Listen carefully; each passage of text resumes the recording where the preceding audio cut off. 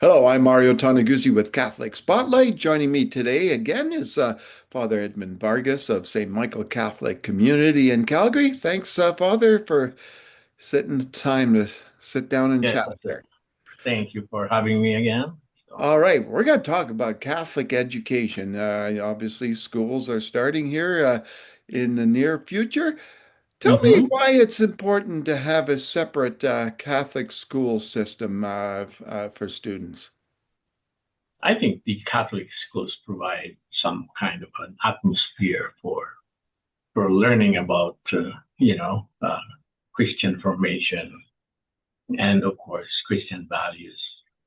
These are I think part of the educational trust that they have. Like for example, the vision of Catholic schools is to learn more about God, to love and to know and to serve God. So that's their, shall we say, motto. And of course, in our own speculation, I think it is a unique thing, especially for the government, for Alberta, to have this kind of arrangement wherein we are able to, you know, create our own kind of atmosphere so that learning can be more in the spirit of the Christian, shall we say, atmosphere or kind of environment. So yeah, I think it's important. I mean, I've been to a lot of Catholic schools. Like I've been to say Christ the Redeemer and all. When you get in there, you feel like you're going into the church. They sometimes look more like a church than many of the other churches. I mean, I don't know. But the thing is, it's important for us to have that feel of Catholicity in our schools, and of course, it's a testament of a people that has this long-held tradition of having a Catholic education Yeah. funded by the government, so to speak. Yeah. What about in terms of being a priest and the priests out there? Do you guys tend to spend a lot of time at the schools, or you try to? I try. I mean, of course, we always go for the services that we are assigned, and I usually don't send in chaplains to do it, but we priests would take time to be present there. It's about presence. This is a ministry of presence. When kids see you in your vestment and all, it's all different. And I think it's important for us to realize that, this is Christian hospitality and Christian witness, Yeah. that, you have to spend time with them. And I would say with the proper kind of atmosphere now, with the Catholic school here in Calgary especially, they're more, into being more welcoming in terms of how we go there to visit. I know some of the priests would spend a lot of time in their schools, but yeah, we try. But the thing is, things have changed. They're more inviting because otherwise, if you go to the school and you don't have a schedule, you can't really do anything there because they're all programmed. Like, Yeah. and it's important too that as a Catholic community, we have to support Catholic education. Actually, the government funding can be lacking in terms of the other enhancement in terms of, say, other programs that are not usually covered, like band and all that stuff. Sometimes they're not. That's why they have to raise funds as parents. And Hmm. actually, yesterday they had this Catholic Education Foundation golf tournament. I was there under the heat of the sun, which is a good thing. So yeah, it's helping because of course, we didn't have we don't have casino fundraising anymore, and Yeah. so we have to look for ways in order to raise the money in a kind of a justified way. You know, Yeah. What when you look at the education system, what do you think needs to be done to improve it? I think it's more about authenticity in terms of giving witness, especially by the teachers, because I think teachers have to play a very important role in witnessing to the faith. You know, so and I'm really excited that in this area here near St. Michael's, we're opening actually Giorgio Frassati Yeah. High School. So named after an Italian saint. So Mm. but he has been very effective in terms of family life and all that, and hopefully this new high school here generate more buzz, so to speak, in our church. And I have more reason to maybe visit and frequent the place because it's important for them to realize that we are there as a presence, as Hmm. a part of the school communities. Yeah. Now, obviously, education, is beyond the schools, and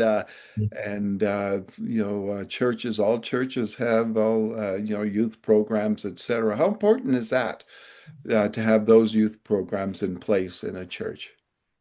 I think it's an important aspect of engaging the young people because lots of programs will be catered to people who are adults and all, but I think the young people need a lot of activities that can make them stay away from the bad stuff. You know what I mean? So it's important. Actually, we just finished interviewing three candidates. We have another one tomorrow for a position here. It's called the Family Faith Coordinator.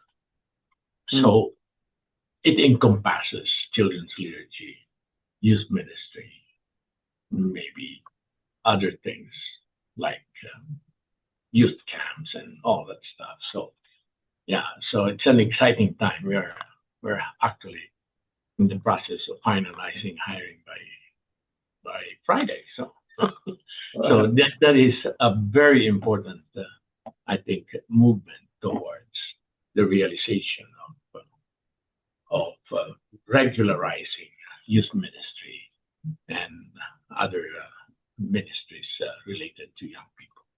Now, in terms of the youth programs, specifically at St. Michael's, how has the kind of attendance been there over the last years? I think we have young people now. We have got them into choir. We have a youth choir now, which is all composed of 18 years below, and we have altar serving. Like we have a lot of kids into this program. Actually, tomorrow we will be going into an outing at St. Mount Oh, Francis retreat house to have like a little mass in there and a little talk and dinner together, maybe a barbecue, which is part of the fun. So this we don't call them youth ministry, but it is, and it is more focused and they kind of associate themselves with the same kind of people who are interested in altar server ministry. So I think these are ways in order to we are trying to organize a group who would go to Korea for the World Youth Day. So we're drumming up support on that, we will raise some important funds to help people, do their thing in Korea. So Yeah. Okay, then. Now, obviously, when it comes to education, you have on one side the schools, you have on the other side the church, but probably the most important side is the parents, right? yeah, and of course this family faith coordinator. This position speaks about how involved the parents are, and in the end, they are the ones who would drive their kids. Because if you're under 18, you can't drive. Yeah. You can't go anywhere without the parents' support and permission, so to speak. So it is an important aspect of having parents involved in in all these things that are happening, like altar servers ministry. So they have to be there early. So Yeah. parents, of course, they have to commit that they will have to be coming to church a little earlier than usual. You know what I mean? Yeah. So, I guess the best education for children is parents leading by example, right? oh yeah, and then kids on the altar with their white kind of attire.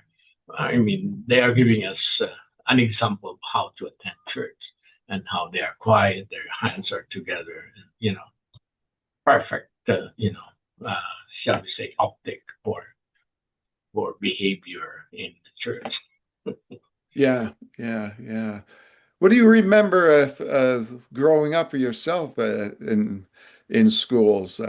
You must have had a lot of because I guess in the Philippines, it's probably very strong in the school system, right? Actually, I was educated in a Catholic school. I mean, it was run by the Agustinian sisters, and so I went to from grade 1 to grade 6, and then after that I entered the minor seminary. So Yeah, pretty young, like seventh grade level, I was already inside the seminary yeah, trying to pursue the priesthood. yeah.